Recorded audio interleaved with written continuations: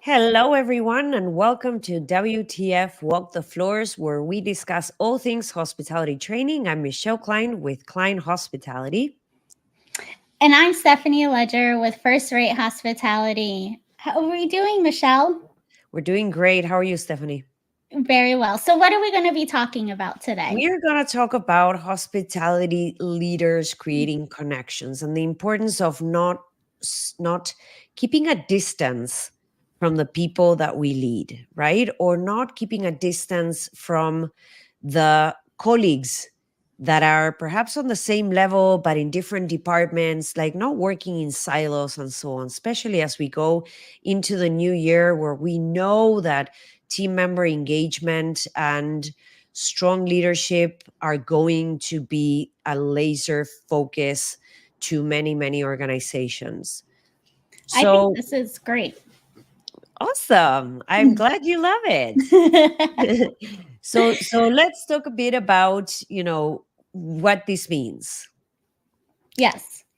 And I think that this episode is going to be very special for those executive leaders who really make time to listen to their people, right? To make their rounds and to connect with their team members. Many times we've been in situations where team members are not having a great day. And by the simple act of jumping in and getting the job done with them, they're able to decompress and open up and tell us a bit more about the story, and that creates a magical connection. So it's a very common feeling for those who lead large projects, right? Or you are in a general manager position, or you're in a part of the executive team, or on a VP role, where you lead large projects, or you lead large teams or large organizations as a whole, to feel very lonely when you reach that level, right? Mm-hmm. You're that one who has to make, the most impactful decisions, and you are the one who has to be careful about how you say it and what you do and the reasons why we're doing this. So you are that one person who's not only making the tough decisions, but you also have to safeguard your brand and shield the people that you lead from very specific information. So you're Mm-hmm. naturally creating this barrier. Many times in hospitality, we are well known for promoting from within. So now you have a team member that becomes a soup, and from a soup, they become a manager, they become a director, whatever the case may be. There is a barrier there that is formed, whether we want it or not. So how do we keep ourselves in check as leaders when this happens, right? So I think that more often than not, you don't have people around you with who you can really feel like you can be vulnerable, right? In times of distress or in times of crisis. Because if you do become vulnerable, now you're sharing too much. Now you're falling in that risky path of not being able to lead the team from where they are to where they need to be through change, through crisis, whatever that looks like.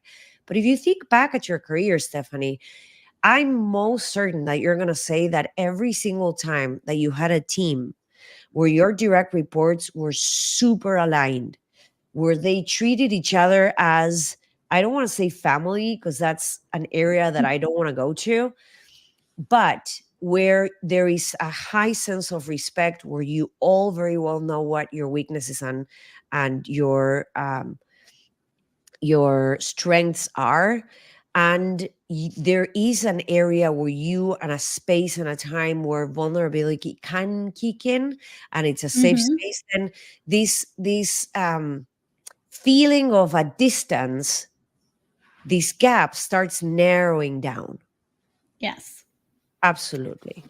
And I think So Yeah, go I ahead. just wanted to elaborate on that. I think also too that some people may feel that okay, I want to open up and I want to, show my vulnerability, but now I don't because I feel that showing that I'm weak. I feel that people will use it against me down the road, and just having those different thoughts as well can, hinder from having that communication and connecting because little do you know, I'm sure that there's a lot of other managers that are feeling the same thing, especially, it's just been a busy time and you're like numbers, getting it from the higher above, and then you're short staff. And I'm sure that there's other department leaders that can relate to what you're going with and being able to connect and open yourself up. Yeah, and you mentioned something very important, like you are focusing on other things, right? Now you have other responsibilities, and your people is used to, if you moved from being a soup to being a manager, they're used to seeing you every day, all day long. All of a sudden, they don't see Yes. you as much anymore. So now Yes. there are some that will hold a grudge. We don't see you anymore. You don't love us anymore. Now that you went to whatever the case may be, right? The other reality Yeah. is that many leaders, when they get to that specific position, they're so excited about the change that is coming their way and the promotion and whatever that is, the feeling that they made it, that they forget what it took to get them there. They Yes. forget about the people that propelled them there. They forget about the people that allowed them to shine in such a way that they were selected for promotion. Yes. And also too, we see it where they have seen it from growing up in the industry, going from the supervisor to the manager to the executive, and they, may have not had the best leaders, and then they have the attitude of, oh, I'm not going to be like that at all, and I'm going to go into a completely different path. And then at the end of the day, they end up being like that leader because they're, may not be communicating, may not be hearing their team member, maybe more standoffish than what they used to be. And then their team members are like, who's the, like the promotion went to your head, basically. Yes, you have that. And also, when they cannot handle the load, Yeah. they're in a new role, there's new responsibilities, there's deadlines, there's pressure, there's more conference calls, whatever the case may be. So now they don't have the same ability they had before of dealing with the regular tasks. Yes. So then that will give the team the perception you don't love us anymore, right? You don't care about us anymore. Your title went over your head. So, how important is it to truly, genuinely communicate this with your team members so that they know what's happening? I'll give you an example. I many times I'm in training rooms and that comes up. Our leaders don't know this, or are our leaders going to go through this training? I want to make sure our leaders go through this training too. And it is so important for me to explain to them what the leader feels, their leader's life feels like, what they go through, because the perception from the team member, the line level, to the soup, to the manager, to the director, to the VP, to the GM, to whoever it is, can be so different Yes. because you haven't been exposed to it. So you don't really know what kind of whirlwind they're caught up in. Absolutely. Or it also too is protecting their own team where they're actually taking the bullet for the team. And you as just the line employee may be thinking, oh, they don't know what they're doing. This isn't, they're not communicating, they're not doing things right. But really, they may actually be the one that's just taking it for the team. So you are not having to hear it from the executives and higher above or from either other departments as well. Absolutely. And when you're in that executive role, like you're saying, you take that one for the team. How many times do we safeguard information Yes, until it's the right time to trickle it down, right? I absolutely. was working with a client the other day on a one-on-one setting, and it's someone that I've worked with in the past in a very lengthy project, and it was very interesting to hear this person express the their perception of a specific person, a specific leader that we had both been in contact with. And the experience, it sounded like we would both be talking about different people. Mm-hmm. And then what that made me realize was that I was in a position of leadership where I had to safeguard the information. And the information was fed to me in the worst leadership style you can possibly imagine, right? With terrifying communication.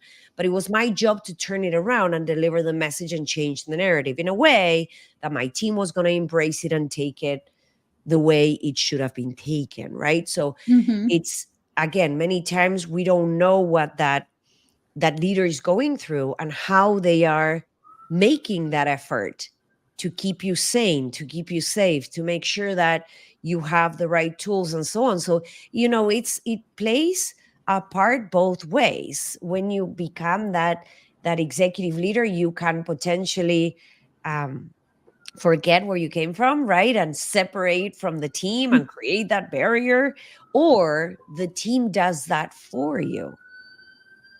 So it could Yes. be both ways. So the other thing that I was thinking is, when we see this disconnect, why does this disconnect happen? And I Mm-hmm. always say during my John Maxwell trainings is that a very tragic mistakes that leaders make is when they get to the very top and they become so protective that they start pushing people away. They Yes. become protective of the role, they become protective of the information, right? When I was in your shoes, Mm-hmm. I didn't have that platform to help me do this. So if you want that person to succeed, although your experience in not having the right tools has made you super strong, do you want to have your leader or the person that your direct report go through those crappy experiences just so that they can learn?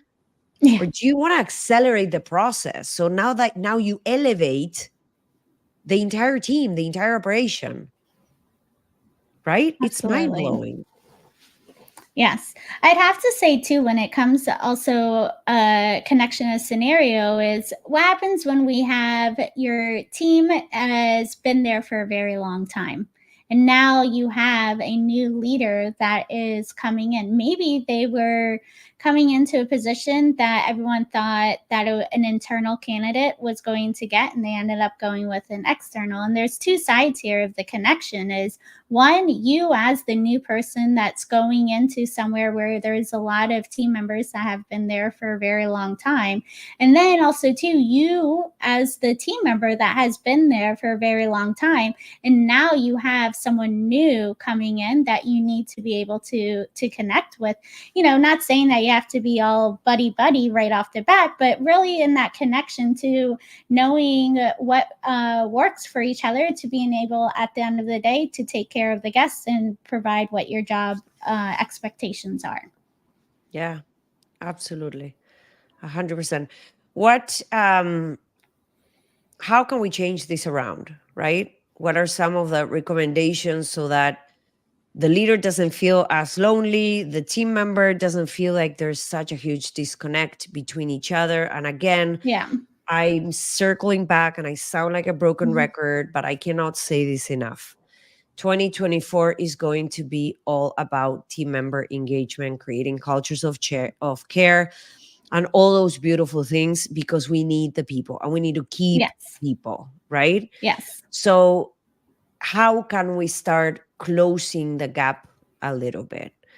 Yes. And when I was thinking through this question, I came up with a few things, but I think that, for lack of time, if there is one thing that I can share is the following. If I'm a huge John Maxwell fan, number one leadership uh, guru, in my opinion, and also certified. So obviously, I am going to talk about what he says. But it's the law of significance, and what the law of significance is one is too small of a number to achieve greatness and success. And if there is anything that we know in hospitality, is that there is nobody who can do it alone. Mm-hmm. Nobody. No matter how many credentials you have, how shiny your resume may look, no one can do it alone when it comes to the hospitality industry. And I'm sure that people from other industries that are listening to this episode can probably relate to this as well. But we have to start thinking this way. Yes. One is too small of a number. So if we really want to connect with people and you're at the top now, don't forget where you came from. It gives you that feel good feeling, right? Go out and strip beds on a heavy check-in day, Yes. right? Go check people in. Go park vehicles as long as you're insured by the company. Otherwise, don't even step into that area. But, right? Go clean Abs- toilets. yes. Yes. Connect, bridge the gap. And then when you're on the other side, don't forget that these leaders are there to buffer many things for you. And if you have a Absolutely. little bit of trust in them, you're going to know that they have your best interest at heart, but their job is to connect the interest of the organization, the interest of the guest, the interest of the consumer, and the interest of the team Mm. member. So it's a big job. So a little bit of extra tolerance will go a long, long way. Absolutely. I'd say, recently we talk about like WTF stories, but for me, it was connecting with the first hotel that I worked with. So I recently went there. They had a huge renovation, and it was great to connect with so many colleagues that knew me from 20 years ago when I was in a total different mindset of just being out of high school and in college to everything that I've done in my career and personal life since leaving that property. But now being able to going back with them and still connecting as if I left yesterday, which is always great. And, it just reminds me too of where I came from. Like, this was the foundation for me in hospitality and the connections that I've made along the way. And even look at you and I, as well as connecting from when we used to work together to working on projects together to having this amazing podcast together. And yeah, it's the power of connections. It's amazing. I love that. We're going to leave it at that. The power of connections are amazing. So don't take connections for granted. Thank you, everyone, for being on the other side. Remember that no one gets to the top by themselves. Remember the people that helped you get there. Stay humble, my friends, and we'll see you during our next episode. Thank you.